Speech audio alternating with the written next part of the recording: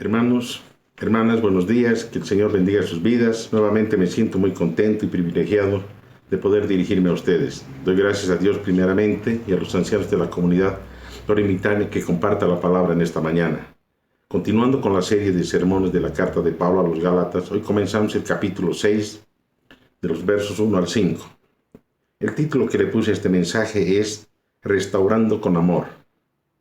Les invito a que me acompañen con la lectura.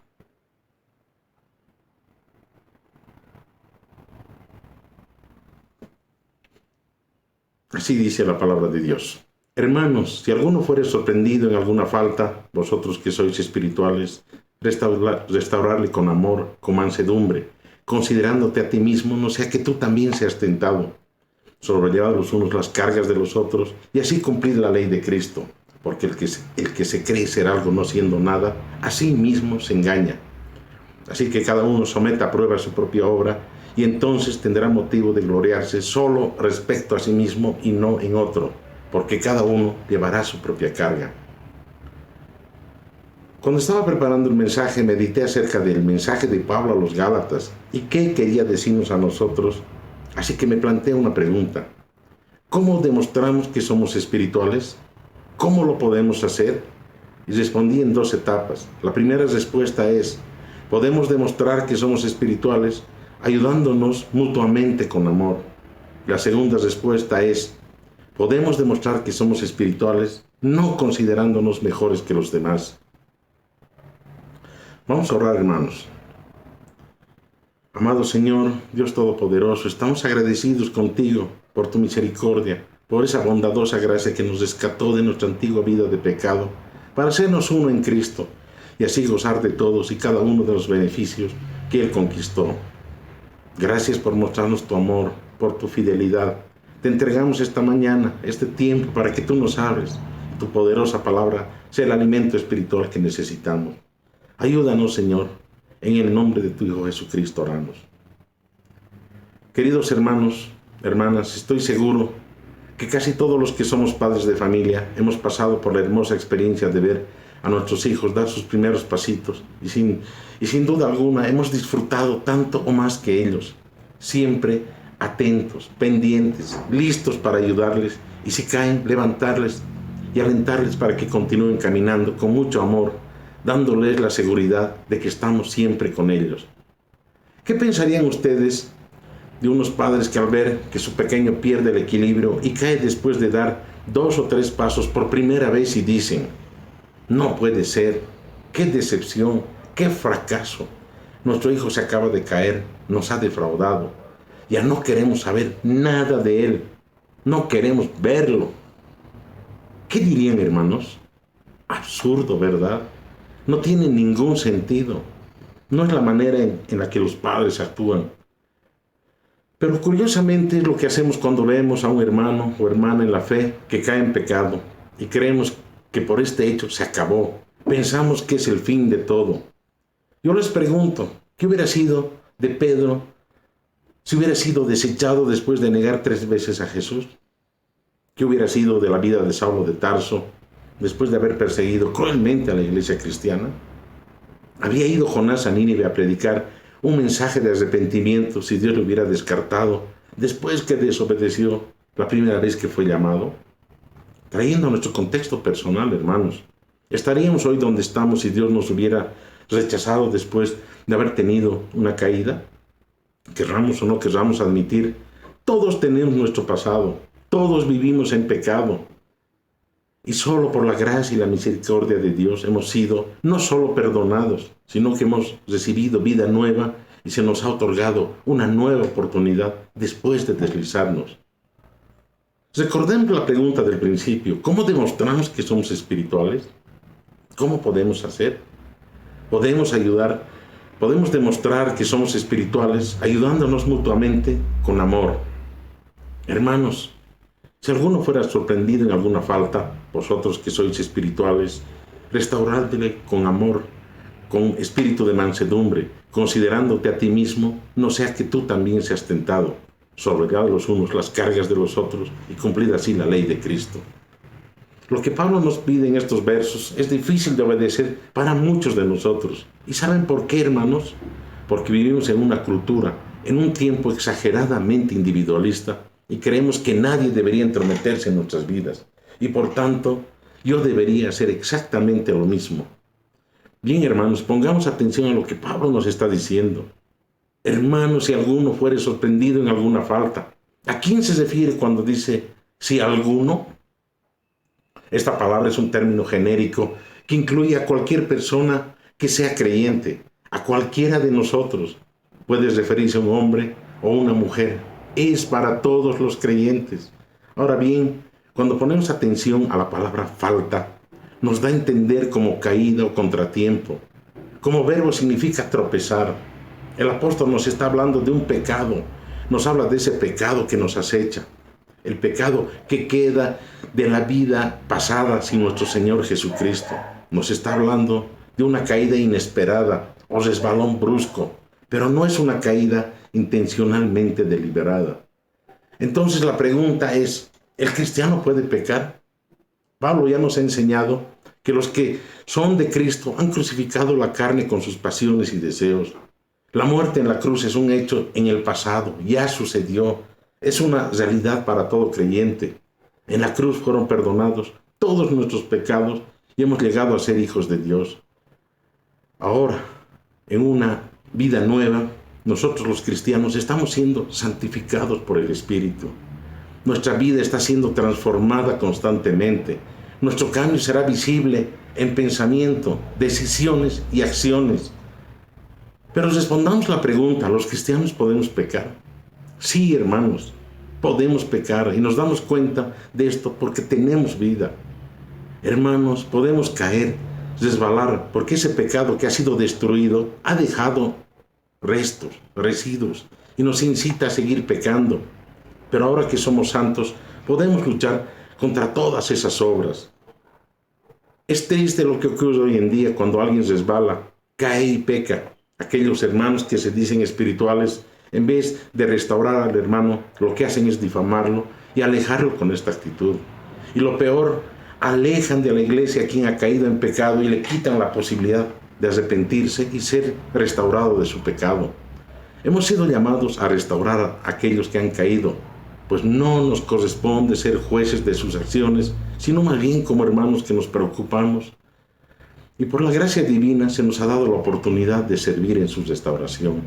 Y claramente Pablo nos advierte, atiendan, tengan mucho cuidado cada uno de ustedes, porque también pueden ceder, resbalar y caer en tentaciones, de modo que cualquier día pueden ser sorprendidos cayendo en pecado. Pablo nos exhorta, nos pide a que no tomemos la actitud de jueces ni criticones de los hermanos que han caído en pecado. Nuestra actitud no debe ser la de un jefe o juez que dictamina sentencia contra el pecado, sino que nos llama a comportarnos como buenos hermanos y como soldados solidarios. Cuando hay un compañero de milicia herido, corren a ayudarlo sin dudar, a sacarlo del lugar del peligro para sanar sus heridas y restaurarle con amor. Esto nunca debe interpretarse como tolerar ni consentir el pecado dentro de la iglesia. Y quiero repetir esto, no debemos entender como tolerar ni consentir el pecado dentro de la iglesia, sino que debemos mostrar amor a los que caen en tentación, ya que siendo sinceros, más de una vez todos hemos caído y hemos sido arrastrados por el pecado. Cada uno de nosotros, los hijos de Dios, debemos estar para exhortar, restaurar con amor al soldado caído y no hundirlo y destruirle en ese momento de debilidad. Porque lo que se siembra, hermanos, se cosecha. Si un cristiano tiene actitud de juez o actúa como tal, no está permitiendo que el amor de Cristo gobierne su vida. Y cuando este cristiano llegue a cometer algún error, un pecado, recibirá el mismo trato que dio a los demás hermanos. La palabra de Dios dice, porque juicio sin misericordia será con aquel que no hiciere misericordia. Y la misericordia triunfa sobre el juicio. Restaurar, ayudar al hermano que ha caído en algún pecado, es una cualidad que debemos tener todos los creyentes que mostramos el fruto del Espíritu. Y esto debe hacerse con espíritu de mansedumbre. Pablo es claro en esto, ya que este es un fruto del Espíritu Santo y por tanto una característica del cristiano que tiene la mente de Cristo. Ahora bien, hermanos, pregunto, ¿qué es restaurar? Restaurar es levantar al hermano caído para que su vida vuelva a ser plenamente útil para el Señor. Restaurar no es amputar, no es quitar un miembro como si tuviera gangrena o cáncer.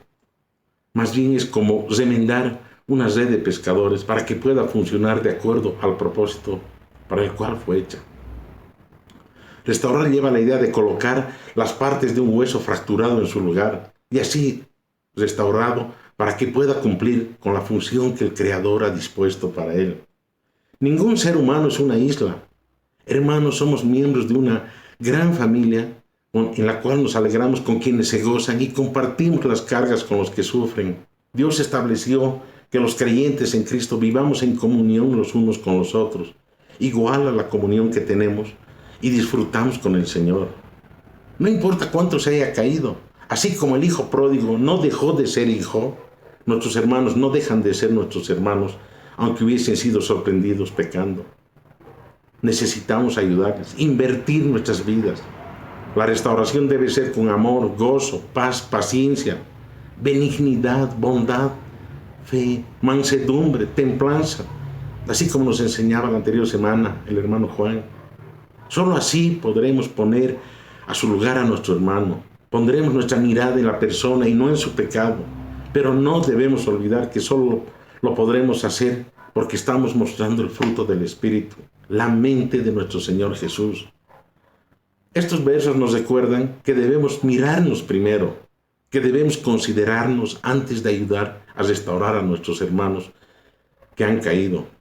Entonces, hermanos, meditemos. ¿Qué debemos hacer cuando vemos que un hermano en la fe cae en pecado? Antes de responder, quisiera que veamos las cosas que no debemos hacer. Primeramente, no debemos quedarnos callados. A veces pensamos que si no hacemos nada, vamos a ayudar al hermano que ha caído, pero esto nos convertiría en cómplices. Sería como estar de acuerdo con lo que ha hecho el hermano. A lo mejor el hermano que cayó en pecado piensa que no hay nada de malo en lo que ha hecho. Hermanos, alguien tiene que decirle que lo que ha hecho ofendió a Dios. No es correcto quedarse callado cuando se ve que un hermano ha caído en pecado. El silencio no va a ayudar. No debemos quedarnos sin hacer nada con el pretexto de que no es mi problema o por temor de quedar involucrados. No debemos alegrarnos porque el hermano ha caído en pecado. Es muy común ver esta reacción, especialmente cuando el que ha caído en pecado es alguien con quien no tenemos una buena relación. La caída en pecado de cualquier creyente, de cualquier hermano, siempre debe ser motivo de profunda tristeza para todos nosotros. Y no decir, yo sabía que iba a pasar esto. No debemos chismear. Esta quizás es la tendencia más frecuente cuando vemos que un hermano fue sorprendido en pecado. Somos rápidos para esparcir el chisme. No debemos correr a informar al pastor para destruir al hermano, ni tampoco hablar en los oídos de los hermanos. Cuidémonos de hacer esto. Ahora que sabemos lo que no debemos hacer, veamos qué es lo que debemos hacer. La primera y más importante medida es restaurar al hermano que ha caído. Esta instrucción nos da Pablo a los creyentes, pero no a todos los creyentes, sino a aquellos que son espirituales. Y con esto se refiere a aquellos creyentes que están llenos y controlados por el Espíritu Santo. Si un creyente anda en pecado, no es un creyente guiado por el Espíritu, y por tanto no está en capacidad de restaurar al hermano que ha pecado. Es exactamente igual al caso de una fractura. Es mejor que lo haga un traumatólogo, alguien entendido en la materia. Creo que ninguno de nosotros aceptaría someterse a una cirugía con un médico que no tiene experiencia. Los hermanos espiritualmente maduros son los que deben restaurar al hermano que ha caído en pecado. Son ellos los que van a remendar los huecos que produce el pecado en el hermano caído. Son los que van a poner en su lugar los huesos dislocados o rotos que produce el pecado en el hermano que ha caído. Son ellos los que van a equipar completamente al hermano para que pueda ser útil en la batalla. En segundo lugar, la restauración debe hacerse siguiendo los pasos que dejó el Señor en Mateo 18, versos 15 al 17. Por tanto, si tu hermano peca contra ti, ve y repréndele estando tú y él solos. Si te oyere, has ganado a tu hermano, mas si no te oyere, toma aún contigo 1 o 2, para que en boca de 2 o 3 testigos conste toda palabra. Y si no los oyere a ellos, dilo a la iglesia. Y si no oyere a la iglesia, tenlo por gentil y publicano. El primer paso es en privado, es el hermano espiritual y el hermano que ha caído. Si esto no funciona, se debe ir a una segunda etapa con la presencia de testigos. Si esto no resulta, se debe recurrir a la intervención de la iglesia. Y si esto tampoco ayuda a este hermano que ha caído y persiste en su pecado, debe ser tenido por gentil y publicano. Pero hermanos, tenemos todavía un último recurso como parte de la restauración. Es necesario hacerle ver al hermano su pecado. Esto nos dice la Escritura.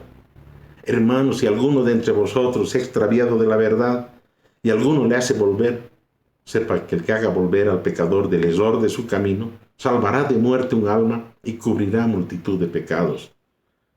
Esta es la manera en la que debemos ayudar al hermano.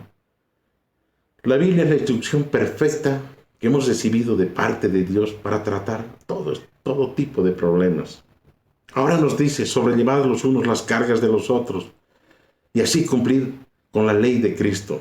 Cuando Pablo habla de alguien sorprendido en alguna falta, se me viene a la mente la imagen de un hermano con una carga demasiado grande y pesada sobre sus hombros, que ni siquiera puede moverse o dar un paso, y menos puede deshacerse de ella por sí mismo.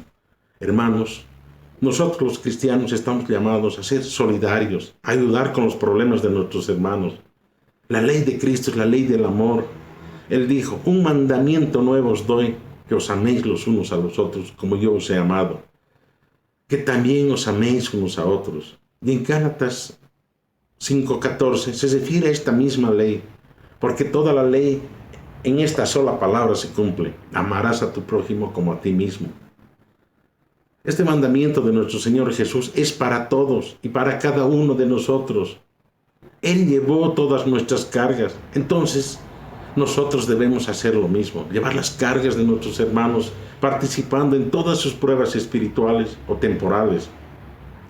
Un cristiano espiritual debe interesarse y mostrar apoyo ante los problemas y necesidades de los demás hermanos, tanto en las necesidades materiales como en las espirituales.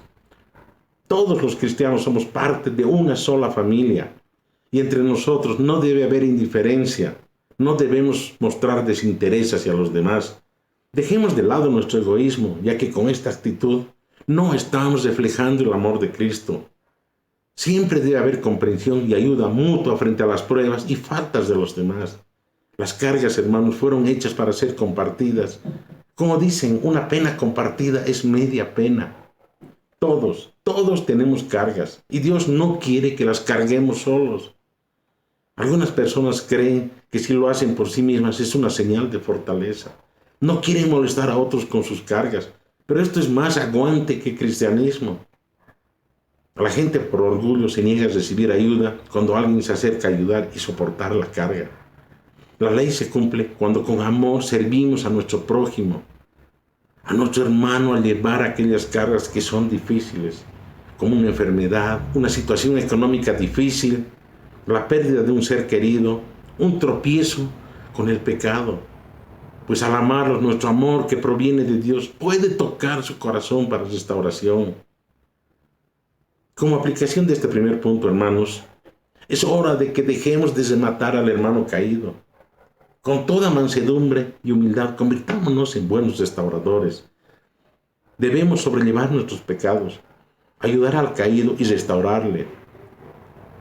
¿Lo estás haciendo, hermano? ¿Amas a tu hermano? ¿Estás dispuesto a soportar sus pesadas cargas? Alguien dijo que la iglesia es el único ejército del mundo que no cura a sus heridos, por el contrario, los mata. Dejemos de ser un ejército que no cura a sus heridos. Cambiemos esto, hermanos. Y recuerden esto, que el centro de la atención es el hermano y no su pecado, que restaurar es poner en orden las partes dañadas o rotas, que es volver a ser útil al hermano y no es ponerlo en una lista negra. Para pasar al segundo punto, podemos recordar la pregunta del principio. ¿Cómo demostramos que somos espirituales? Podemos demostrar que somos espirituales no considerándonos mejores que los demás. Y así dice la palabra, porque el que se cree ser algo no siendo nada, a sí mismo se engaña. Así que cada uno someta a prueba su propia obra. Entonces tendrá motivo de gloriarse solo respecto a sí mismo y no en otro. Cada uno llevará su propia carga. Pablo dice, si alguien cree ser algo cuando en realidad no es nada, se engaña a sí mismo. Debemos tener cuidado de tomar este versículo en conexión con los versos anteriores. Si un hermano no está dispuesto a sobrellevar las cargas de otros cristianos, es una muestra clara de orgullo o de creerse más que otras personas, al ser indiferente a los demás, o no relacionarse por orgullo, o por creerse más o superior al resto. Esto no es más que engañarse a uno mismo. La humildad consiste en apreciar, valorar a los demás y no tener actitudes egoístas. La Biblia nos aconseja, hermanos, no hagáis por contienda, por vanagloria, antes bien con humildad, estimando a cada uno de los demás como superiores a él mismo. Hermanos, no debemos tomar esto como complejo de inferioridad, sino más bien como una falta de egoísmo y presencia de amor y de humildad. El llamado de Dios es que seamos solidarios ante las necesidades de los hermanos. Y quien no lo hace tiene una actitud errada y no permite que en su vida se manifieste el fruto del Espíritu, y especialmente el amor. Si alguien tiene espíritu de superioridad al no ayudar a los demás y cree que tiene menos problemas y dice ser más espiritual, esta persona se está engañando a sí misma y toma una actitud que no le agrada a Dios. El orgullo es un pecado y no debe existir entre nosotros los cristianos. La vanagloria es todo lo contrario a la humildad. El engreimiento nos lleva a la arrogancia de nuestros propios logros frente a los logros de otras personas. El que está satisfecho y orgulloso de sí mismo, que cree que es algo y que no necesita la ayuda de sus hermanos y que es autosuficiente y muy capaz, se está engañando. Hermanos, pensar que somos superiores a los demás es volver a nuestra antigua vida de vanidad y vanagloria. Estamos creando una falsa opinión de nosotros mismos. La verdad, hermanos, es que no somos algo. La verdad es que somos nada. Así como escuchan, nada. Muchos podrán pensar o decir que esto es exagerado, pero no después de que el Espíritu abrió nuestros ojos y podemos vernos tal cual somos, perdonados pero rebeldes con Dios. Cuando podamos entender esto, dejaremos de compararnos y sobrevalorarnos con respecto a los demás y estaremos listos para servir y ayudar a otros sobrellevando sus cargas. Lo demás no es más que fariseísmo, que no le preocupa la justicia verdadera de Dios, sino su propia justicia, que no tiene nada que ver con el reino de Dios. Su deseo no es ayudar al hermano, sino todo lo contrario, juzgarle y condenarle, y de esa manera sentirse mejor consigo mismo. Muchos dicen, él se metió solito en este lío, que salga por su propia cuenta. A ver, hermanos, el que se cree algo no siendo nada, es él quien necesita ayuda para enfrentar su propio pecado, antes de poder ayudar a los demás. Primero debe sacar la viga de su ojo. Si se resiste a ver su propia necesidad espiritual, a sí mismo se engaña. Es lo que Pablo dice, y es inútil para servir a Dios o para poder ayudar a los hermanos. A menudo nos enojamos cuando alguien nos engaña o nos miente. Sin embargo, no tenemos la misma actitud cuando nos engañamos a nosotros mismos. Esto es serio y terrible, engañarse a uno mismo. La desgracia de la mayoría de los hombres es que sus mentes están mal configuradas como sus ojos, que no pueden ver hacia adentro. Durante años hemos vivido en el ambiente del mundo, queriendo ser alguien en la vida, ganar una posición, ser reconocidos y sobresalir sobre los demás. Pero cuando el Señor Jesucristo nos alcanza y nos salva, nos damos cuenta de la verdad que conseguir fama, renombre en esta vida no significa nada. Es una mentira, no es más que un engaño. Pablo, después de mostrarnos lo peligroso de tener un espíritu de orgullo, nos dice, así que cada uno someta a prueba su propia obra y tendrá motivos para gloriarse respecto a sí mismo y no en otro. Nos trae a la realidad íntima, personal de cada creyente. los cristianos debemos evaluar, examinándonos a nosotros mismos por nuestras obras. Debemos examinarnos personalmente a la luz de la palabra, tomando como único ejemplo el del Señor Jesucristo, no comparándonos con lo que el otro hace, sino con lo que uno hace a la luz de lo que la Escritura nos pide. Entonces el autoengaño del orgullo personal desaparece, hermanos. Nosotros como creyentes debemos estar seguros, ante todo, seguros que nuestra vida personal es recta ante los ojos de Dios, antes de que podamos ofrecer ayuda espiritual a otro. El autoexamen, hermanos, tiene una consecuencia, y es reconocer si estamos haciendo lo que Dios pide de nosotros o no. Y de ser así, no es debido a nuestro esfuerzo personal, sino a la gracia de Dios operando en nosotros. De esta manera, si nos gloriamos, no es en nosotros, sino en Dios que produce el querer y el hacer por su buena voluntad. Esto debe llevarnos a dejar de compararnos con los demás, porque sabemos que nuestras buenas obras vienen únicamente de la gracia de Dios. Pablo se refiere a la conducta de aquellos que piensan mal de otros para alabarse a sí mismos, para jactarse que son mejores que otros. Cuando un creyente se compara continuamente con otros, está en una peligrosa situación de vanidad. Cuando un creyente se examina honestamente delante del Señor, en una práctica de autoexamen, tendrá como resultado la gloria del Señor y no la nuestra.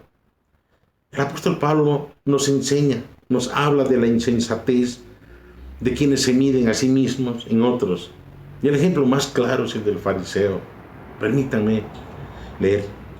El fariseo, puesto en pie, oraba consigo mismo de esta manera: Dios, te doy gracias porque no soy como los otros hombres, ladrones, injustos, adúlteros, ni aun como este publicano. Ayuno 2 veces a la semana, diezmo de todo lo que gano. Pero el publicano, estando lejos, no quería ni aun alzar los ojos al cielo, sino que se golpeaba el pecho diciendo: Dios, sé propicio a mí, pecador. Os digo que este descendió a su casa justificado antes que el otro, porque cualquiera que se enaltece será humillado, y el que se humilla será enaltecido. Hermanos, debido a que cada uno dará cuenta a Dios por sus actos de manera individual, es responsabilidad de cada cristiano examinar sus acciones en base a la palabra de Dios y no comparándonos a los demás, ni considerándonos buenos cristianos por ser mejores que el otro hermano que no anda bien, considerándonos buenos cristianos cuando tomamos como referencia la conducta de otros.